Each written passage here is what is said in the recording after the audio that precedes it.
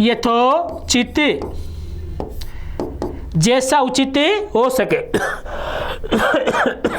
जैसा उचित हो सके, जैसा उचित हो सके। यथा इच्छा, अगला उदाहरण बच्चों,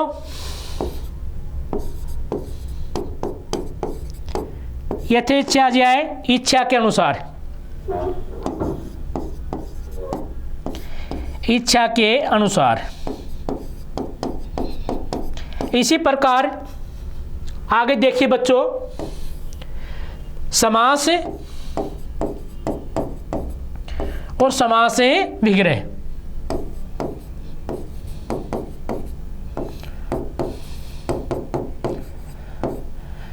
अगला उदाहरण है प्रतिदिन। पहला पद किससे प्रारंभ हो रहा है बच्चों? प्रति से। इसमें किससे हो रहा है? यथा से। हर एक दिन या प्रत्येक दिन? प्रत्येक दिन। अगला आता है प्रति क्षण, हर क्षण। प्रति क्षण क्या होगा? हर क्षण। इसी प्रकार प्रत्यक्ष,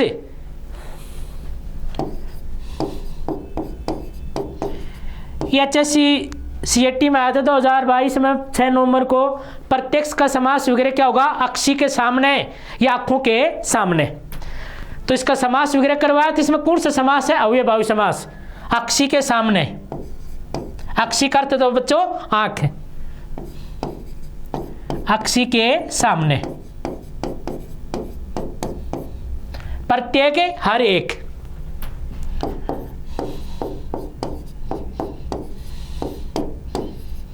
हर एक। ये बच्चों कौन से समास के उदाहरण है? अव्ययभावी समास के उदाहरण है।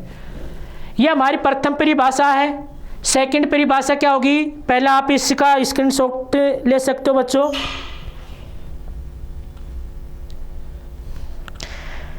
बच्चों सेकंड परिभाषा क्या बनेगी अव्ययभावी समास की? सेकंड परिभाषा क्या होगी? एक शब्द 2 बार रिपीट होगा। बच्चों एक शब्द कितनी बार रिपीट होगा? 2 बार। लेकिन 2 बार शब्द आएगा, उनमें मात्राओं का अंतर हो सकता है।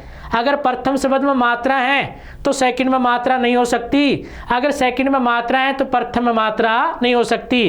तो कहने का अर्थ है एक शब्द 2 बार आ जाए तो प्यारे बच्चों उसमें कौन सा करोगे? अव्ययभावी समास।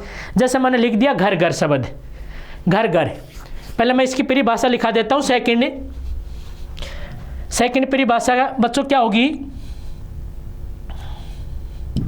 एक शब्द अव्ययभावी समास की है। एक शब्द 2 बार आए,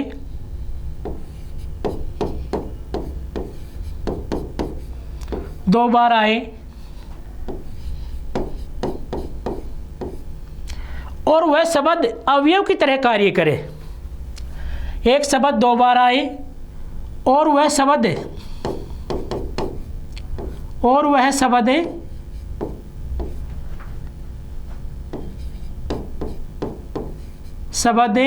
अवयव की तरह कार्य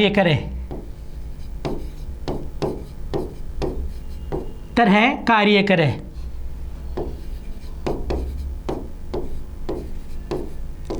उसमें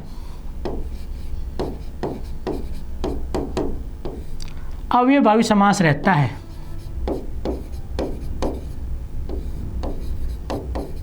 भाव समास से रहता है। अव्ययभावी समास से रहता है।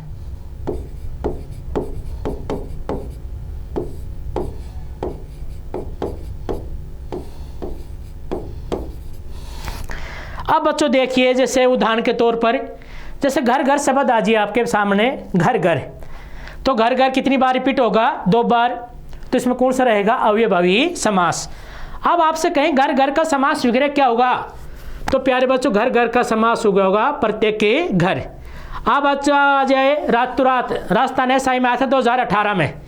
रातों रात का समास वगैरह क्या होगा बच्चों, रात ही रात में, दिनों दिन दिन ही दिन में, बिच्चू बीच ठीक ही बीच में, कानू कान कान ही कान में, धड़ा धड़े धड़ के बाद धड़े, बार बार एक के बाद दूसरा, हाथों हाथ एक हाथ से दूसरा हाथ, लातू लात लात के बाद लात। तो कहने का अर्थ एक शब्द कितनी बार रिपीट होगा बच्चों, 2 बार। तो उसमें कौन सा समास रहेगा, अव्ययभावी समास। जैसे देखिए उदाहरण के तौर पर, जैसे एक तरफ मैं समास लिखाता हूं,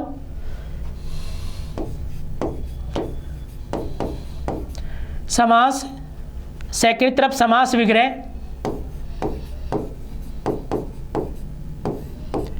तो प्यारे बच्चों कहने का अर्थ है एक शब्द 2 बार रिपीट हो जाए उसमें अव्ययभावी समास करना होगा आपको। जैसे आ जाए ये राजस्थानी एसआई में पूछा गया था 2018 में, रातों रात का सही समास विग्रह क्या होगा, तो प्यारे बच्चों हमारा उत्तर होगा रात ही रात में,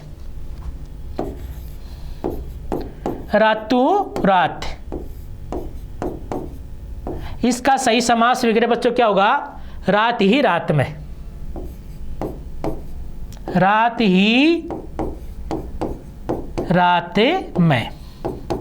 इसी प्रकार बच्चों आ जाए दिनों दिन दिन ही दिन में, कितनी बार होगा शब्द रिपीट, मात्राओं का ध्यान नहीं रखना। अगर प्रथम शब्द में मात्रा लग सकती है और सेकंड में नहीं, अगर पहले में नहीं है तो सेकंड में, तो कहने का अर्थ एक शब्द कितनी बार रिपीट होगा, 2 बार। दिनों दिन, तो बच्चों क्या होगा, दिन ही दिन में, दिन ही दिन में। अगला उदाहरण है बच्चों कानू कान, कानू कान, कान ही कान में, कान ही कान में, बिच्चू बीच ठीक बीच में, बिच्चू बीच ठीक बीच में।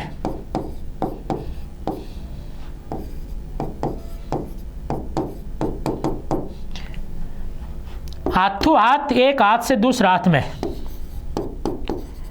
हाथों हाथ एक हाथ से दूसरा हाथ में,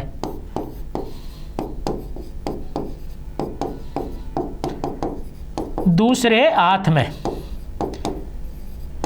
ये बच्चों कौन से हैं, सेकंड परिभाषा अव्ययभावी समास की। एक शब्द कितनी बार रिपीट हो, 2 बार। धड़ाधड़ है, पल पल है, छन छन है, कानू कान है, हाथों हाथ है, लातों लात है, बातों बात। तो प्यारे बच्चों इसमें कौन सा रहेगा, अव्ययभावी समास। तीसरी परिभाषा और बनेगी बच्चों, इसमें 3 परिभाषा है। तीसरी परिभाषा क्या होगी, तीसरी परिभाषा हमारी यह बनेगी, जिस शब्द के पहले उपसर्ग जुड़ा रहो, जिस शब्द के पहले क्या जुड़ जाए, उपसर्ग, और उपसर्ग जुड़ने के बाद वह शब्द परिवर्तन नहीं होगा, उसमें कौन सा रहेगा, अव्ययभावी समास। तीसरी परिभाषा देखिए बच्चों,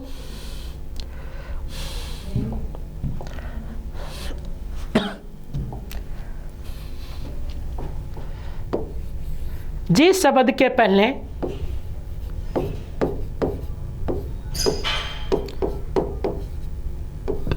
जिस शब्द के पहले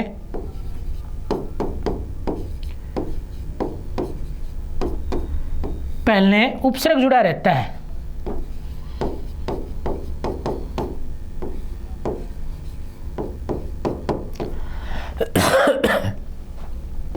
है, उसमें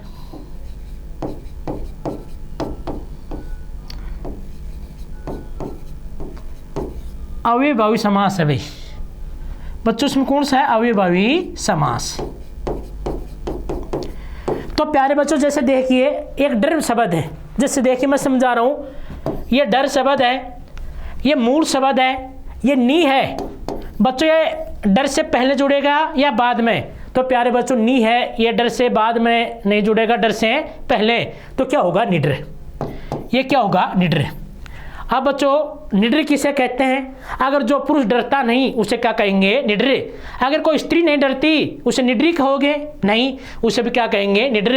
एक से अधिक लोग नहीं डरते हैं उसे निडरे कहोगे? नहीं, उसे भी क्या कहेंगे? निडर। निडर का न तो स्त्रीलिंग में चेंज होगा निडरी और न इसका बहुवचन बनेगा। तो कहने का अर्थ है जिस शब्द के पहले उपसर्ग जुड़ा रहेगा और वह शब्द अवयव की तरह कार्य करेगा तो प्यारे बच्चों उसमें कौन सा रहेगा? अवयभावी समास। निरोग, जो जिसके कोई रोग ही नहीं होता। बेपरवाह, जो कोई परवाह नहीं करता। आजन्म, जीवन में परिवर्तन। निर्विरोध, बिना विरोध के। तो प्यारे बच्चों इसके 4-5 उदाहरण देखिए।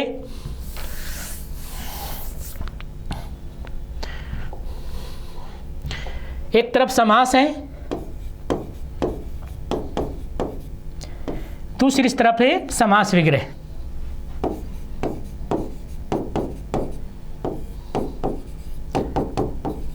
ये बच्चों निडर शब्द आया था 31 अक्टूबर 2021 हरियाणा पुलिस में। निडर शब्द में कौन सा समास है? अवयभावी समास।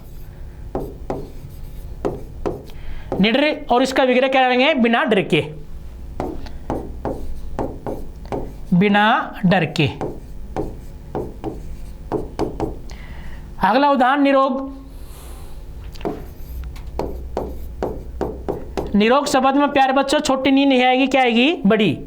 रोग से रहित। निरोग होता है जिसमें रोग नहीं होता, रोग से रहित।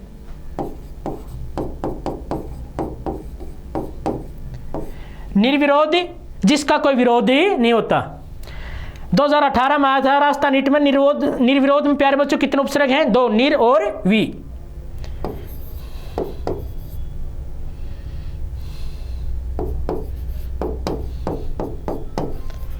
निर्विरोध, जिसका कोई विरोध ही नहीं हो।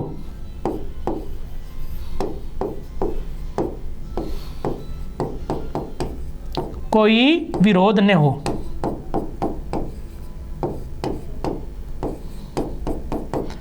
बेपरवाह, जो परवाह न करता हो। भर पेट ले लेते हैं। भरे पेट, ये हरियाणा कमांडो में आया था 16 नवंबर 2021 को। भर पेट में कौन समास बच्चों? अवयभावी समास। पेट भरकर। पेटे भरकर। भरसक भी आया था संपूर्ण, जो भी सीएटी का पेपर हुआ था 2022 में 5-6 नवंबर का, उसमें भरसक और भरसक का सही समास वगैरह क्या होगा? संपूर्ण। बेपरवाह है तो प्यारो बिना जिसकी कोई परवाह नहीं है। आजन्म, जिस शब्द के पहले भय, आ और से उपसर्ग लगा रहेगा तो प्यारे बच्चों उसमें कौन सा रहेगा? अवयभावी समास। अवयभावी समास में ज्यादातर ये 3-4 उपसर्गों का प्रयोग होता है। एक तो भर का, एक किसका होगा? आजन्म, आमरण, आग का। एक किसका होगा? भेक का। और एक किसका होगा? निर का, निर उपसर्ग का।